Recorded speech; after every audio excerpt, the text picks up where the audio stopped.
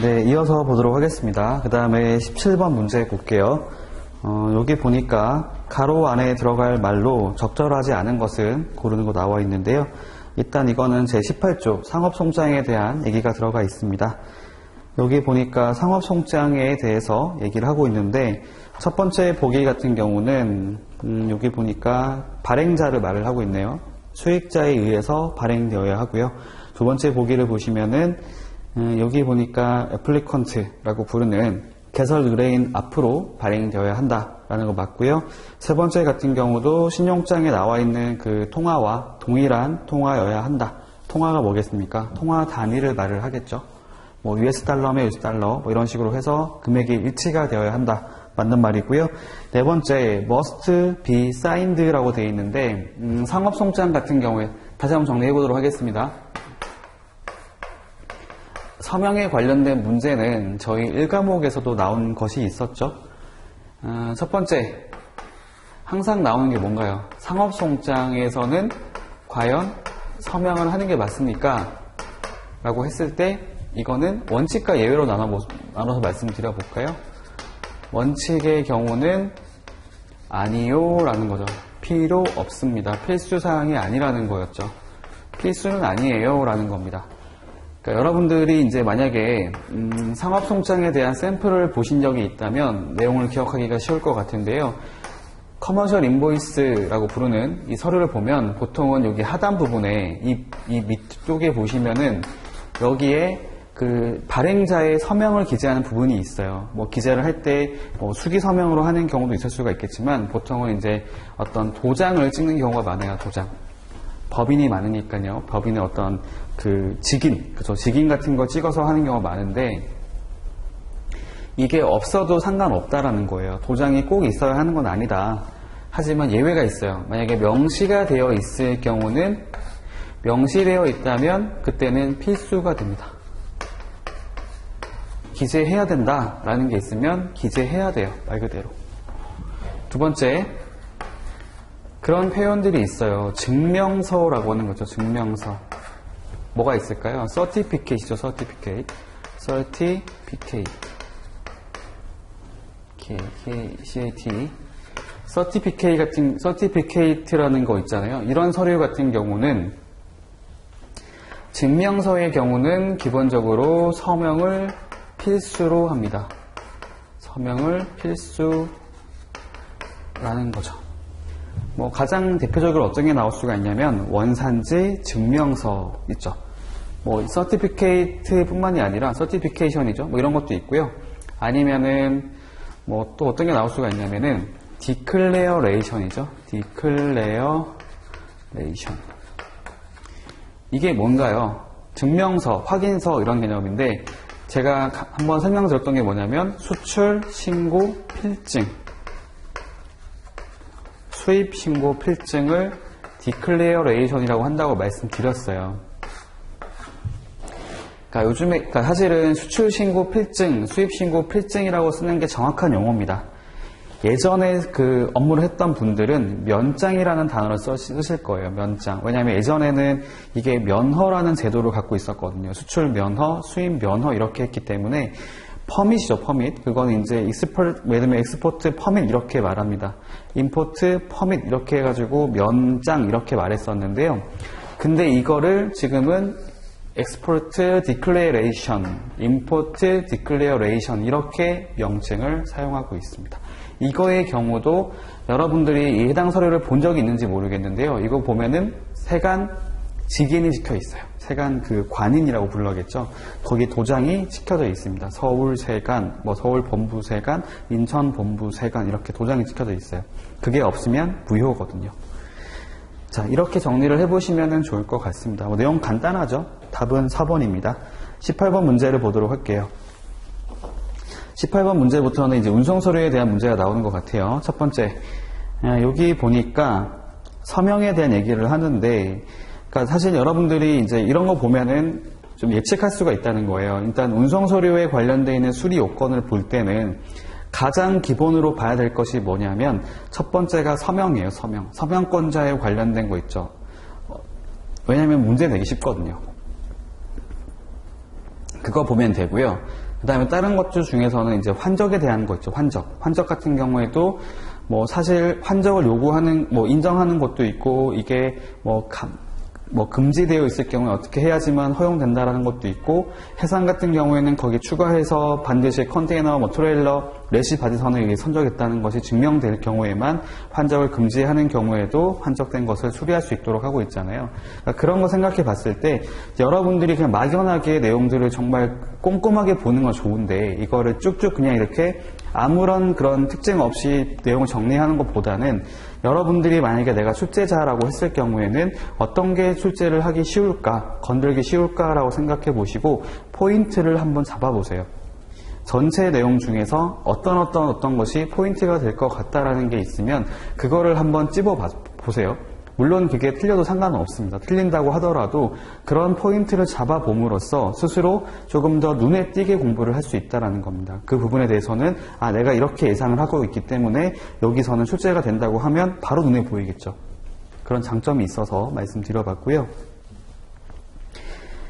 여기 밑에 보니까 서명권자가 아닌 자가 누구냐라고 얘기를 하는데 딱 봐도 눈에 띄는 사람 하나 있죠. 베네피시어리. 발행 여기에 나와 있는 수익자는 상업송장, 뭐 포장 명세서 이런 거 아니고서야 발행자로 들어갈 일이 없는 거죠. 답은 2번이고요. 그 다음에 19번 문제를 보면 얘도 지금 선화증권에 대한 얘기를 하고 있는데요.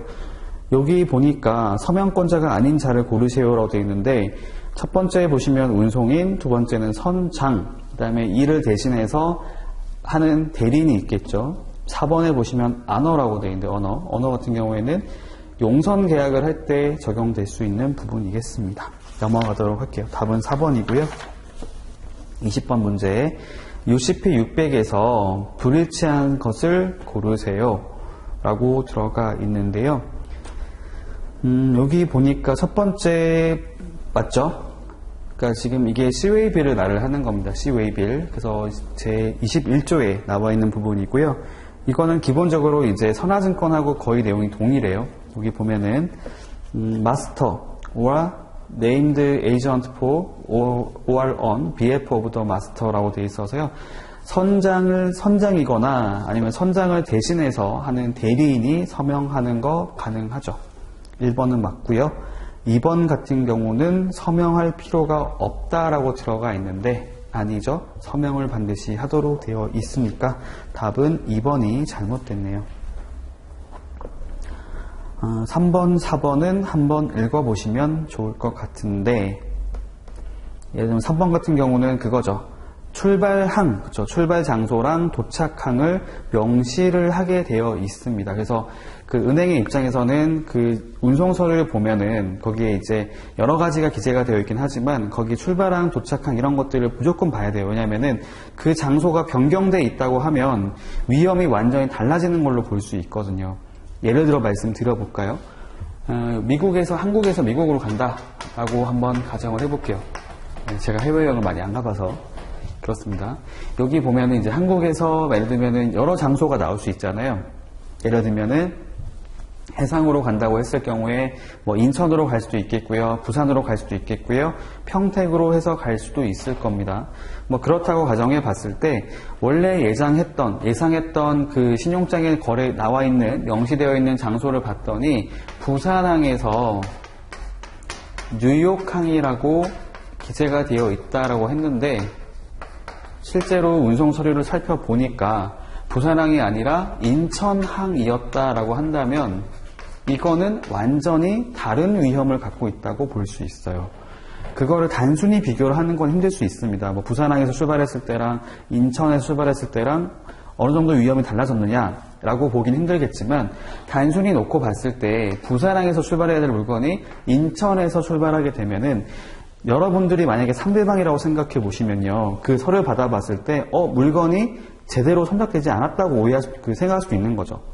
원래 내 물건은 부산에서 출발해야 되는데 인천에서 출발했다는 것은 내 물건이 아니라고 볼 수도 있다는 겁니다. 그렇기 때문에 당연히 은행은 그 상대방도 아니고 제3자가 되는 거잖아요. 그렇기 때문에 계약 내용을 전혀 몰라요. 모른 상태로 그냥 서류만 보고 조건이 명시된 것만 확인해서 그 내용만 일치하는지를 보는 자이기 때문에 당연히 이런 것들은 거절 사유가 됩니다. 그렇겠죠.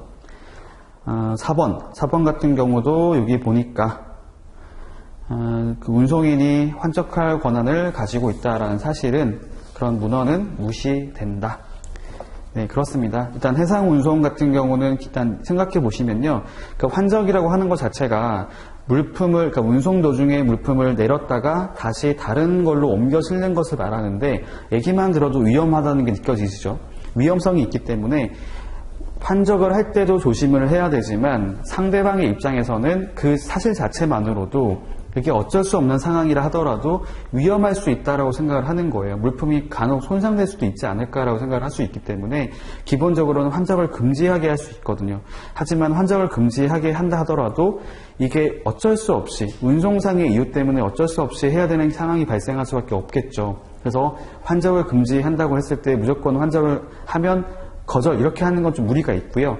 다만 환적했던 금지를 했던 이유를 살펴봤을 때 그 위험성이 있다는 게 있었기 때문에 그 위험성에 대한 대비가 좀 되면은 그것만으로는 위험을 환적이 있다 하더라도 수리를 해주겠다라는 겁니다. 그렇게 생각해 봤을 때 해상 같은 경우도 아까 말씀드린 것처럼 컨테이너, 트레일러, 레시 바지선에 선적이 됐다는 것이 증명이 된다면은 비록 환적을 금지한다 하더라도 환적된 것을 수리할 수 있도록 하고 있고요. 그리고 거기에다가 전 운송이 하나의 운송 서류에 의해서 포괄된다는 것이 증명될 경우에도 그러니까 그것까지 플러스가 됐을 때, 엔드가 됐을 때 환적을 금지하더라도 수리를 해줄 수 있다는 거였죠. 근데 여기 보시면 운송인이 환적에 대한 권한을 갖고 있다, 환적을 할지 안 할지에 대한 권한을 갖고 있다고 하는 것은 전혀 중요하지 않아요. 무시를 하면 됩니다.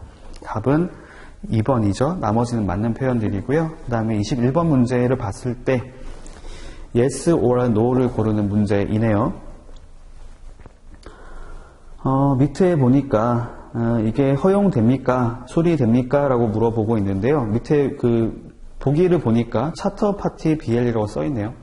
그러니까 용선계약부 선화증권입니다. 용선계약부 선화증권. 용선계약이라고 하는 것은 배를 빌리는 계약을 말을 해요. 빌릴 용자에 배선자거든요. 배를 빌려서 뭘 하겠습니까? 보통 운송을 하겠죠. 어쨌든 배 주인이 있겠죠. 선주가 있을 거고요. 배를 빌린 자, 용선자 이렇게 계약을 체결하게 될 겁니다. 여기 보면은 용선계약부 선화증권 같은 경우는 일반적인 그런 선화증권과 다르게 도착하는 장소 있죠. 하역하는 장소를 조금 더 포괄적으로 기재를 해도 허용을 해주고 있어요. 예를 들면 특정 지역에 대한 지리적인 표시라든지 하는 것도 특정한 항구를 명시하지 않더라도 허용을 하고 있거든요. 답은 yes가 됩니다. yes. 여기 보시면은 로딩은 부산 포트, 부산 항이라고 명시가 되어 있는데 그 디스차지, 양하를 하는 장소는 항구는 재팬이라고 써 있잖아요. 이 경우에도 일정 범위의 항구 또는 지리적인 지역으로 표시한 걸로 봐서 수리를 하게 할 수 있습니다. 답은 1번이네요. 넘어가겠습니다. 다음 22번 문제. 불일치한 것을 고르세요 라고 들어가 있고요. 23조 같은 경우는 항공운송 서류에 대한 얘기가 나옵니다. 밑에 보니까 1번의 경우에는 역시나 서명권자 나오는데요. 캐리어 되고요. 두 번째, 발행 날짜 명시하라고 되어 있죠. 맞고요. 세 번째, 운송을 위해서 인수했다는 사실을 기재를 해야 된다라는 거 맞습니다. 단순하게 비교를 해볼까요? 저희 선화증권의 경우는 선적식으로 발행되는 게 원칙입니다. 그 다음에 그 에어웨이빌 같은 경우는 기명식으로 발행되기도 하고요. 수치식으로 발행되는 게 맞죠. 그래서 여기 보시면은 accepted for carriage라고 하는 게 맞습니다. 그게 명시가 돼 있어야 하고요. 4번의 경우는 잘못된 거죠. 권리증권으로 성격을 갖고 있는 것은 선화증권밖에 없습니다. 그래서 4번은 해당되지 않는 내용, 잘못된 내용이네요. 4번이 정답입니다. 넘어갈게요. 23번 문제 같은 경우도 괄호 안에 들어갈 알맞은 단어를 고르세요 라고 들어가 있는데요. 여기 보니까 이제 철도, 그러니까 도로 운송 서류죠. 도로 운송 서류가 있는데 반드시 기재를 해야 된다 라고 해서 여기 보면은 송화인 그 다음에 선적인용 원본 또는 서류가 누구를 위해서 발행되었는지를 표시를 해야 되고요. 아무런 표시가 없으면 원본으로 간주된다라는 거기 때문에 답은 3번이 되겠네요. 넘어가겠습니다. 24번 문제 볼게요. 특송 배달 영수증, 우편 영수증, 우편 증명서. 이거는 저희가 특송업체라 부르는 쿠리어라고 부르죠. 쿠리어라 부르는 뭐가 있을까요? DHL, 페덱스, UPS 뭐 여러 가지 있습니다. TNT 이런 업체들을 말을 하는데 저희가 익숙한 회사는 아무래도 DHL이 좀 익숙하겠죠. DHL 또는 페덱스 그런 업체에 통해서 이제 운송을 하는 것들이거나 저희가 우체국에 가서도 물품을 해외로 보낼 수가 있어요. 그거 같은 경우도 이제 우편 서비스가 있거든요. EMS라고 부르는 그게 바로 이제 우편 영수증, 우편 증명서 형태가 되겠습니다. 여기 보니까 Courier receipt have to indicate the name of the carrier and have been stamped or signed and dated로 써 있는데요. 잘못된 게 있는 거죠. indicate 다음에 뒤에 보시면은 the name of the carrier라고 써 있는데요. 운송인을 기재하라고 돼 있는 게 아니고요. 특송 회사의 명칭을 기재해야 된다고 나와 있기 때문에 답은 2번 펄스가 되겠습니다. 넘어가도록 할게요. 그 다음에 25번 문제 여기 보니까 UCP 600 규정인데요. 26조를 말을 하고 있네요. 26조 같은 경우는 운송서류의 공통적인 수리 요건 중에 하나인데 이게 뭐냐면 갑판 적재 관련된 내용들, 부지 약관에 관련된 내용들, 그 다음에 운임에 대한 추가 비용이 있다고 했을 때 과연 수리를 할 것인지 이거 관련된 내용이 들어가 있는데요. 밑에 내용을 보니까 그 아래에 있는 문구 중에 수리되는 거, 허용되는 게 뭐가 있습니까? 라고 물어보는 것 같고요. 첫 번째, 시퍼스 로드 앤 카운트라고 하는 것은 부지 약관의 하나죠. 성하인이 물품을 직접 적재했고요. 직접 물건을 수량을 셌습니다. 달리 말하면 운송인은 나는 내가 적재한 것도 아니고요. 내가 물건 센 것도 아니기 때문에 나한테 책임 묻지 마세요 라고 하는 거죠. 허용됩니다. 예, 그쵸? 두 번째, 밑에 내용 보니까요. 지금 C도 되는 거죠. 지금 B 같은 경우는 운송인의 책임하에 뭔가 이루어졌다고 얘기를 하는데요. 그런 것들은 허용되지 않고요. A랑 C, 즉 부지 약관을 물어보고 있다고 보시면 됩니다. C 같은 경우도 said by shipper to contain 이라고 되어 있어요. 그러니까 내용물에 대해서는 송화인이 알려준 대로입니다 라는 거죠. 고지한 대로입니다. 즉 부지 약관이라고 보면 됩니다. 그러니까 지금 B 같은 경우는 부지 약관이 아니라는 얘기를 하는 겁니다. 답은 3번이고요. 오른쪽에 27조, 즉 26번 문제를 보도록 하겠습니다. 아래에 그 내용 중에 수리 가능한 거 뭐가 있나요? 라고 물어보고 있고요. 지금 보니까 컨텐츠 리킹 첫 번째 보기는 두 번째 패킹 덴티드라고 써 있고요. 세 번째 패킹 솔드 바이 컨텐츠 흘렀대요. 네, 흘렀다고 합니다. 4번 ship on board 4번은 아무런 문제가 없네요. 본선에 적재됐습니다. 답은 4번이고요. 그러니까 어떤 걸 말을 하고 싶은 거냐면 1번, 2번, 3번은 지금 물품 상태에 문제가 있다는 것을 알려주는 거죠. 그게 뭔가요? 사고부 선화증권, 더티 BL, 파울 BL를 의미를 하죠. 답은 4번입니다. 그 다음 밑에 문제 보도록 할게요. 보험 서류에 관련된 문제가 나와 있고요. 밑에 보니까 불일치한 것을 고르세요. 잘못된 것을 고르세요라고 들어가 있는데 28조에 가서 보시면은 보험 서류의 수리 요건이 나와 있습니다. 첫 번째 보기를 보니까 보험 증권, 보험 서류, 그러니까 증권이 아니라 보험 서류죠. 보험 서류는 반드시 보험 부보 비율을 명시를 해야 되고요. 그 다음에 그 금액은 신용장상의 금액과 일치가 되어야 합니다. 맞는 말이죠. 두 번째, 보험 서류가 하나 이상의 원본이 제시가 되어야 합니다. 그러니까 만약에 발행됐다고 했을 경우에 하나 이상의 원본이 발행됐다고 했을 경우는 만약에 이런 거죠. 보험 서류를 하나만 제시를 하라고 요구를 하는 한이 있더라도 원본 전통을 다 제시를 해야 됩니다. 이거는 ISBP에 나왔던 내용인데요. 간단하게 말씀을 드려보도록 하겠습니다. 이런 사례는 좀 많을 것 같죠. 아무래도. 보통의 경우도 보험 서류 같은 경우도 기본 한 통만 발행되는 경우는 거의 없어요. 기본 3통 이상 발행되는데요. 발행된 숫자가 발행 원본이라고 말을 쓸게요. 발행된 원본의 숫자가 3통입니다 라고 얘기를 했어요. 3통인데 신용장 조건에서 3통 말고요, 원본 2통만 제시하세요 라고 얘기를 했어요. 그렇다고 해서 3통 중에 2통만 제시를 하면 될까요? 안 된다는 겁니다. 3통 다 제시를 해야 돼요. ISBP에 나와 있는 부분이라서 말씀드려 봤습니다. 넘어갈게요. 그 다음에 3번 문제는 보기는 잘못됐네요. 커버 노트는 수리되지 않습니다. 이거 계속 반복되는 거 아시겠죠? 그러니까 이런 부분들은 사실은 틀리면 안 되는 부분입니다. 이제는 4번 같은 경우도 보험 증권이 보험 증명서 또는 확정 통지서 또는 보험 확인서라 부르는 서류보다도 다 커버가 됩니다라는 거 있죠. 다 대체할 수 있습니다. 반대는 안 된다라는 거였죠. 맞는 말이고요. 이것도 반복돼서 나오는 부분이니까 어렵지 않죠. 넘어가겠습니다. 28번 문제 볼게요. 여기 보니까 latest date for shipment falls on a non-banking day, 비영업일인 경우에 it is extended to the following banking day 라고 되어 있는데요. 연장된다고 하는데 연장이 될까요? 안 되죠. 연장을 하는 부분 생각해 보면요. 은행에서 영업을 안 하기 때문에 은행에서 영업을 안 하니까 난 뱅킹 데이잖아요.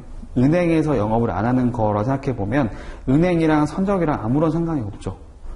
그렇죠? 그리고 기본적으로 선적의 경우에는 주말에도 합니다. 거의 물류는 거의 쉬는 날이 없다고 보시면 되거든요. 오히려 주말이 더 싸요. 싸기 때문에 주말에 가는 경우도 많습니다. 이건 좀 TMI이긴 한데 말씀드렸던 거고요. 답은 2번이죠. 펄스가 됩니다. 그러니까 선적에 대한 것들은 그게 영업일이 아니다, 주말, 공휴일이다라고 하더라도 이거는 상관이 없어요. 선적을 할 수 있는 기한이 되겠죠. 마지막 날짜라고 했을 때 그거랑은 상관이 없고요. 제시기일을 말을 합니다. 즉 유효기일이 비영업일이다라고 한다면 그건 자동 연장이 되죠. 넘어가도록 하겠습니다. 그 다음에 29번 내용이고요. 30조 문제죠. 30조 내용이죠. 30조 같은 경우는 이제 과부족 용인 약관, 뭐 계산 수량 조건 이런 게 나오는데요. 여기 보니까 tolerance not to exceed 10% more or less, 10% less than the quantity of the goods allowed 되어 있는데요. 요때 보니까 정답은 2번이네요. 펄스라고 들어가 있고요. 여기 보시면 5%로 들어가 있죠. 10%가 아니라 5%를 초과하지 않는 범위 내에서 편차는 허용이 됩니다. 여기 보면 될 것 같고요. 넘어가겠습니다. 31번 문제, 30번 문제 볼게요. 31조에 대한 문제가 나타나 있는데 이거는 그거네요. 저희가 분할 선적으로 보는 경우하고 그렇지 않은 경우 답은 펄스가 됩니다. 밑에 출제 포인트를 보고 정리를 해볼게요. 동일한 운송 방식에서 둘 이상의 운송 수단상의 선적을 증명하는 하나 또는 두 세트 이상의 운송 서류를 구성하는 제시는 그 운송 수단이 동일한 일자에 동일한 목적지를 향하여 출발하는 경우에도 분할 선적으로 본다. 맞는 말이죠. 이거는 저희가 그림으로 정리를 해보는 것이 좋을 것 같습니다. 이거 한국이라고 한번 생각해 주시고요. 여기 1번이라고 한번 생각해 주세요. 여기서 최초에 예를 들면 4월 25일이라고 가정해 보고요. 여기서 최초에 선적을 했습니다. 그 다음에 이렇게 와서요. 여기 와서 또 추가로 선적을 했다고 가정을 해 볼게요. 4월 26일이에요. 두 가지 날짜가 다르죠. 다르지만 다른 장소이기도 하죠. 하지만 같은 곳을 향해서 출발을 한다라고 했을 경우에는 이걸 과연 분할 선적으로 봐야 되느냐? 그렇지 않다라는 겁니다. 이거는 분할 선적이 아니라 전량 선적으로 본다는 거고요. 지금 보기상에 나와 있는 내용들은 이런 형태가 아니라 그냥 같은 곳에서 같은 날짜에 출발을 하더라도 두 개의 수단으로 나눠서 간다고 하면은 이거는 딱 봐도 분할 선적으로 보는 거죠. 그래서 답은 2번입니다. 답은 2번이고요. 이거는 전량 선적이 아닙니다. 분할 선적입니다. 라고 얘기를 했던 거고요. 31번 문제 볼게요. 여기서는 지금 또 참과 거짓을 고르는 문제인데 밑에 내용을 보니까 banks are obliged to accept a presentation of documents outside their regular banking hours라고 되어 있는데요.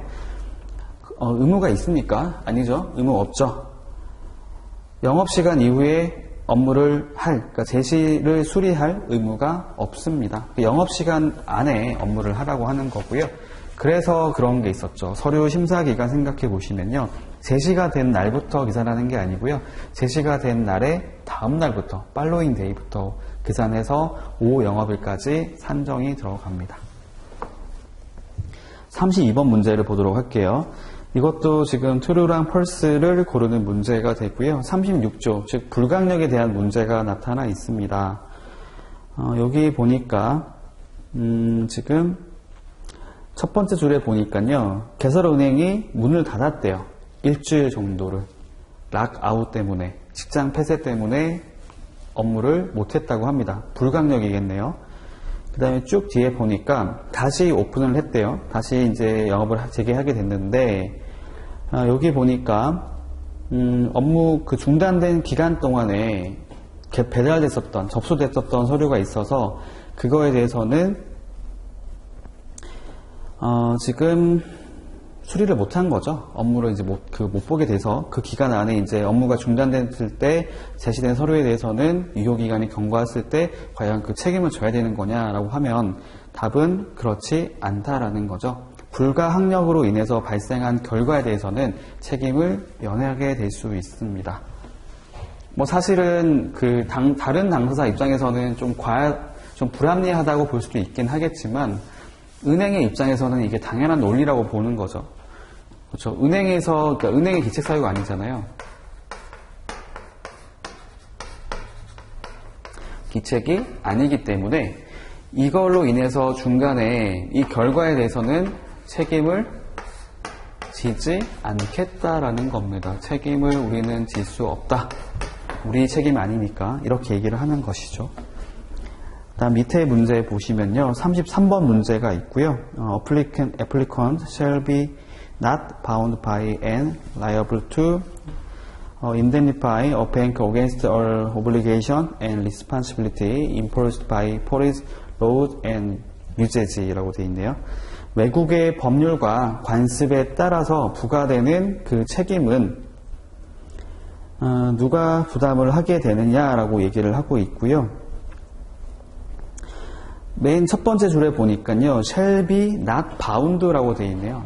여기 보면은 책임지지 않는다라고 써 있는데 제가 계속 강조하는 거 있잖아요. 신용장 뿐만이 아니라 다른 것도 마찬가지인데 아쉬운 사람이 떡 하나 더 준다고 이제 말씀드렸죠. 개설을 말 쓰지 말고요. 개만 썼네요. 개 말고 요청을 한 자가 있으면 그로 인해서 발생하는 모든 비용과 책임을 부담해야 됩니다. 좀 딴소리긴 한데 너가 나한테 이렇게 하자고 했잖아. 이렇게 말을 하는 거죠. 그러니까 너가 책임져야 돼. 이렇게 말을 하는 겁니다. 그래서 이걸 요청한 자가 누군가요? 신용장을 생각해 보시면은 신용장 거래에서 쭉쭉 따라가 봤더니 결국에는 요청자가 누구냐면은 개설 의뢰인이거든요. 애플리컨트. 여기서 책임을 져야 됩니다. 기본적으로. 어쩔 수가 없는 거죠. 그래서 답은 false가 되겠네요. 답은 틀린 걸로. 책임이 있다. shall be bound가 돼야겠네요. 34번 문제 보겠습니다. 이것도 이제 틀린 거, 맞는 거 고르는 건데, 여기 보니까, presentation of documents by or on behalf of second beneficiary must be made to issuing bank라고 써 있는데요. 아니죠. 양도은행 앞으로 제시가 이루어져야 합니다. 그렇죠. 양도은행 있죠? 양도은행.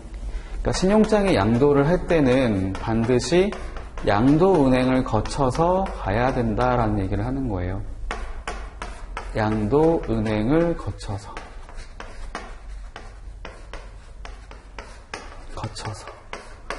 이런 말 쓰면 너무 없어 보이나요? 경유. 이라면 좀 낫죠? 네, 양도은행을 경유해야 된다. 라는 겁니다. 넘어갈게요. 그 다음에 152페이지의 출제 예상 문제를 보도록 하겠습니다. 정말 여기서 나오면 좋겠네요. 첫 번째 문제부터 보겠습니다. 1번 문제. UCP 600에서 결제가 의미하는 게 뭐냐라고 얘기를 하고 있고요. 여기 밑에 보니까 첫 번째 보기를 봤더니 신용장 발행을 요청한 당사자를 말을 한다는데 이거는 개설 의뢰인을 말을 하는 거고, 두 번째 경우에는 일치하는 제시를 말을 하고 있고요. 세 번째 경우에는 그 확인 은행의 어떤 그 확약, 그쵸? 확약을 의미를 하는 거네요. 즉 확인을 의미하는 거죠. 확인이란, 그쵸? 그거는 이제 여기 나와 있는 것처럼 일치하는 제시가 있을 때 무조건적으로 대금을 결제하거나 매입을 하겠다라는 약속을 하는 것이다. 그리고 매입을 할 때는 소거권을 행사하지 않는 조건으로, 그쵸? without recours라고 말씀드렸고요. 4번의 경우가 맞는 거겠네요. 안어라고 하는 거 있죠? 대금 결제라고 말을 쓰는 경우도 있고, 사실 이게 조금 용어가 다른 경우들이 있긴 해요. 그러니까 기본적으로 안어, 이거를 해석단은 책 그 내용을 보면은 결제라고 해석하는 것도 있고요. 지급이라고 해석하는 것도 있고요. 결제 이행이라고 해석하는 것도 있는데 뭐 다 같은 의미라 보시면 됩니다. 기본적으로. 뭐 결제라고 쓰는 게 더 정확한 말일 것 같긴 해요. 기본적으로. 일람 지급이 있고요. 페이먼트가 되겠죠. 페이먼트. 그다음에 디퍼드 페이먼트, 연 지급이 있고요. 마지막으로는 인수가 있습니다. 일람지급, 연지급, 인수. 이 세 가지를 안어, 결제라고 말을 하고, 절대로 헷갈리시면 안 되는 거, 매입하고는 상관이 없다라는 겁니다. 이거 시험에 나올 수 있어요. 매입이라고 하는 것들 보기를 만들어가지고 넘어가겠습니다. 그러니까 지금 4번 보기 같은 경우는 그 중에서도 일람지급을 얘기했던 거네요. 그죠? 두 번째 문제 볼게요. 여기 보니까 UCP 600에서 다음 중 적절하지 않은 것은 불일치하는 것을 고르세요 라고 들어가 있는데요. 첫 번째 보기 1번 일치하는 제시를 말을 하면서 여기 보니까 일치하는 제시라고 한다면은 세 가지가 있어야겠죠. 세 가지. 첫 번째가 뭐냐면 신용장 그 자체, terms and condition이라고 나오죠. 신용장 그 자체의 조건. 두 번째로는 적용 가능한 범위 내에서 UCP 600의 규정들. 세 번째, ISBP에 따라서 이 세 가지 모두의 일치가 되어야 합니다. 라고 얘기를 하고 있는 거니까 1번 맞는 말이고요. 2번 보기 보니까 credit means라고 되어 있고요. 그러니까 신용장이 의미하는 게 뭐냐? 정의를 얘기하고 있는데 여기 보니까 쭉 내용 볼게요. 지금 맨 마지막에 보면 하나 딱 눈에 띄는 단어가 있으시죠? negotiation, 뭐 이 뭘까요? negotiation, 그렇죠? negotiate 하는 거, 매입하는 것을 말을 해요. 그러니까 지금 이게 사실은 아니죠. 말씀드렸잖아요. 안어라고, 매입 아니라고 말씀드렸잖아요. 이것만 알아도 바로 고를 수 있는 문제가 되겠네요. 답은 2번입니다. 3번의 보기 같은 경우도 제시에 대한 설명을 하고 있고요. 뭐 제시라고 하는 것들은 서류를 정말로 이렇게 전달하는 거, 딜리버리 하는 것뿐만이 아니라 그렇게 제시가 된 서류도 말을 하는 거죠. so delivered라고 써가지고 다큐먼트 so delivered. 그 다음에 네 번째 뱅킹데이 같은 경우에도 영업일을 말을 하는데 맨 마지막에 보니까 첫 번째 줄의 끝에 보니까 regularly open이라고 되어 있고요. 맨 마지막에 봤더니 These rules is to be performed라고 해서 은행 영업일 나와 있습니다. 답은 2번이고요. 넘어가겠습니다. 3번 문제. 안어에 대한 설명으로 적절하지 않은 것은 결제가 올바르게 연결되지 않은 것은 고르게 되어 있고요. 이것도 답은 간단하네요. 답은 4번입니다. 4번. 이게 바로 매입이죠. 매입. 4번 문제. 여기 보니까 which party cannot negotiate a letter of credit. 매입을 할 수 없는 주체가 누군가요? 개설은행이죠. 왜냐하면 대금 결제의 최종자이기 때문에요. 넘어가겠습니다. 5번 문제.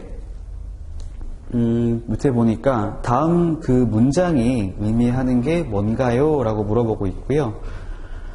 beneficiary, bank or other party that makes a presentation. 제시자를 의미합니다. 그죠? 제시자니까 여기 보니까 답은 2번이네요. 답은 2번. 프리젠터라고 들어가 있고요. 넘어가겠습니다. 6번 문제. 불일치한 것을 고르는 문제가 나와 있고요. 여기 보니까 첫 번째 보기 같은 경우는 그쵸? 개설은행이 요청을 받아서 통지를 하는 은행을 통지은행이라고 합니다. 두 번째, 영업일은 아까 봤던 거에서 넘어갈게요. 그 다음에 컨퍼메이션도 아까 봤던 거 넘어가고요. 4번의 경우에 여기 보니까 issuing bank means the bank that issue a credit at the request of an applicant or advising bank라고 써 있는데요. 어드바이징 뱅크를 위해서 하는 건 아니고요. 개설은행이 신청을 받아서 하는 경우이거나 아니면 자신을 위해서 하는 경우 두 가지가 되는 거죠. 그래서 답은 4번입니다.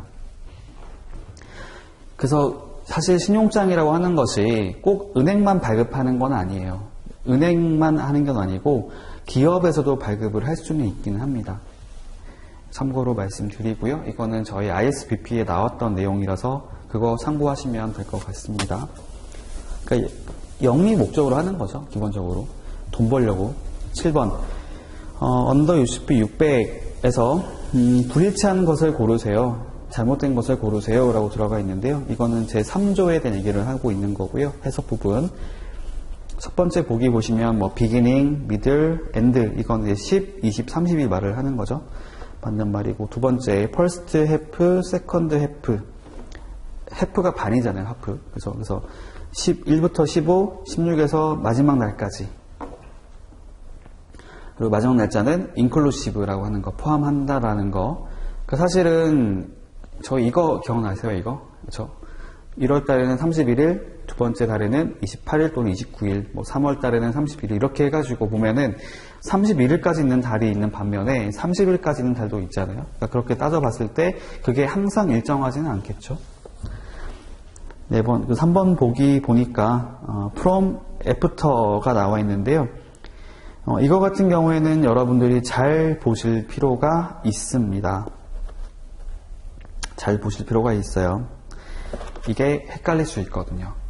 사실 from이랑 after라고 하는 것이 사실 from 같은 경우는 포함한다라고 이해를 할 수가 있겠지만 after는 제외한다 이렇게 해석할 수 있잖아요. 근데 헷갈릴 수 있는 게 뭐냐면은 3조에 가서 보면 이 from이랑 after라고 하는 것이 만기를 정할 때랑 선정 날짜를 정할 때랑 다르게 해석이 된다고 하는 게 있어요. 그래서 여기 보면은 여기 나와 있는 내용들이 만기를 정할 때는 포함한다는 개념이 아닙니다.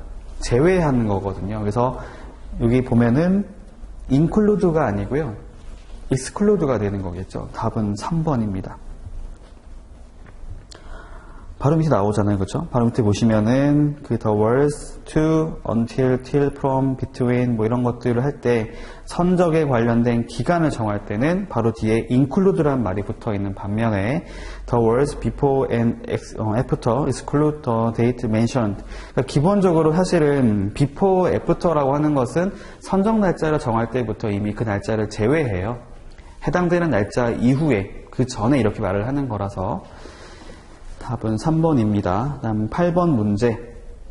What does the first half of July of a month means in shipment라고 되어 있는데요. 7월 달에 first half가 언제입니까? 답은 1번이죠. 아까 좀 전에 봤던 내용 참고하시면 될 것 같고요. 9번 문제 보니까 여기 내용 나와 있는 게요. Not an authorized rule of bank involved in a documentary credit transaction 나와 있는데 여기 보니까 뭔가요? 첫 번째가 상환은행이고요.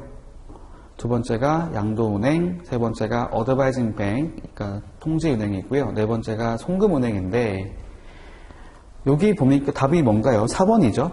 그러니까 지금 뭘 말하고 있는 거냐면은 어떠한 권한을 부여받아서만 하는 은행이 아닌 게 뭔가요? 라는 건데요. 나머지의 경우는 뭐 리임버싱 뱅크는 이슈잉 뱅크의 요청을 받은 걸 거고요. 트랜스퍼링 뱅크 같은 경우, 양도은행 같은 경우도 그렇게 지정받은 거고요. 어드바이징 뱅크도 마찬가지인데 레미팅 뱅크 같은 경우는 그렇지 않죠. 답은 4번입니다. 10번 문제 볼게요. 상환은행이 거절하네요. refuse to issue its irrevocable undertaking, it must inform without delay 라고 되어 있고요. 지체 없이, 그러니까 지금 상환은행이 원래는 상환을 해줘야 되는데 그거를 하지 않게 됐을 경우에는 뭘 해야 됩니까? 누가 지급을 해야 됩니까? 누구한테 알려야 됩니까? 라고 했을 때 답은 2번이죠. 왜냐하면 이슈잉 뱅크가 요청을 해서 했기 때문에 거절하고 싶은 경우, 거절할 수 있어요. 거절하는 경우에는 자기가 요청을 했던 자한테 즉시 알려줘야 되죠. without delay, 지체 없이. 11번, 그래야지만 다른 은행 통해서 또 요청을 할 수 있을 거잖아요. 그렇죠? 빨리 해야 되니까. 11번 문제 보겠습니다. 불일치한 것을 고르세요. 적절하지 않은 것을 고르세요. 라고 들어가 있는데요. 여기 밑에 보니까, 지금, 첫 번째 보기 같은 경우는 그 개설은행은 시도를 저지해야 된다라고 들어가 있네요. 어떤 것을, 그러니까 개설은행이 포함하려고 하는 그런 시도를 저지를 해야 됩니다. 라고 봤더니 신용장의 일부분으로서 밑에 쭉 더 봤더니 뭐 기초계약의 사본을 포함시키려고 하는 시도이거나 프로포마 인보이스 같은 것들을 포함하려고 하는 시도를 저지해야 합니다라는 거죠. 이거는 독립성에 관련된 문제가 되겠네요. UCP 600 제4조에 가서 보시면요. 독립성에 대한 얘기가 있어요. 신용장의 독립성이라 함은 사실 은행을 위한 거기도 합니다. 기본적으로. 여러분들이 은행 직원이라고 생각을 해보시면요. 신용장 업무를 하는데 사실 매매 계약, 뭐 다른 운송 계약, 보험 계약 전혀 몰라요. 물론 아는 사람도 있겠지만 그런 걸 안다고 해서 책임질 이유는 없잖아요. 그래서 그 내용들을 잘 모르기 때문에 나는 이거에 대해서 어떠한 영향도 받지 않겠다. 그냥 신용장 자체 그 내용만 확인해서 일치하면 지급, 불일치하면 대금 지급, 거절 이런 형태로 나는 행동을 하겠다라고 하면 은행은 되게 간단하죠. 그렇게 하기 때문에 그거에 대해서 어떠한 뭐 매매 계약의 근거를 같이 봐야 된다 이런 것들을 하려고 하면 저지하게 할 수 있다라는 겁니다. 저지하게 뭐 할 수 있다기보다는 저지를 해야 된다라는 거죠.